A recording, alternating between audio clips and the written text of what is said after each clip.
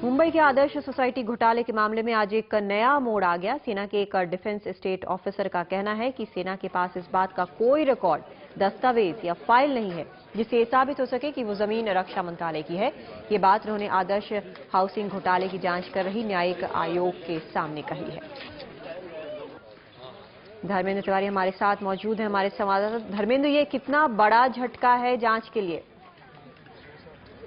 देखिए, अगर बात की जाए कमीशन के लिए लेकर, क्योंकि कमीशन का एस्टैब्लिश इसीलिए किया गया था, कमीशन को इसीलिए बनाया गया था ताकि ये पता लगाया जा सके कि जो इमारत आदर्श इमारत बनी है इसमें नियमों का पालन हुआ या नहीं हुआ है। और सबसे बड़ी जो दावा किया गया था सेना की तरफ से कि ये सेना की जमीन पे बना है, उसको लेकर बहुत बड़ा झटका है ये, क्योंकि जिस तरीके से सेना के एक अधिकारी ने कमीशन में जाकर आज ये साफ तौर पर दावा किया कि आदर्श इमारत जहां बनी हुई है उसके सपोर्ट में कि ये बताने के लिए जमीन सेना की, उनके पास ना कुछ फाइल है, ना डॉक्यूमेंट है, ना ही ऐसे कुछ दस्तावेज है जिससे ये साबित किया जा सके कि जो जमीन पे आदर्श इमारत खड़ी है वो सेना को बिलोंग करती है, सेना के कब्जे में है।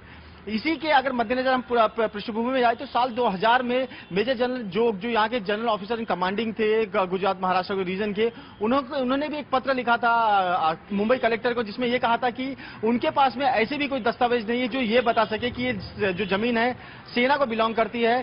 तो ऐसे में सेना के लिए बहुत बड़ा झटका है ये साबित करने के लिए कि इमारत जो बनी हुई है वो सेना की जमीन पे बनी हुई है। हालांकि वो अभी भी इस बात पे कायम है कि ये जो जमीन है उनके कब्जे में है। हालांकि ये दावा वो नहीं करेगी इसकी, ये जो जमीन है उनके पास में है। उन्होंने सिर्फ यही कहा है कि जमीन उनके कब्जे में है, वो सेना की लैंड के बिलोंग पास में रहती है, इसीलिए जमीन पे जो इमारत बनी है वो सेना के लिए बहुत बड़ा खतरा है।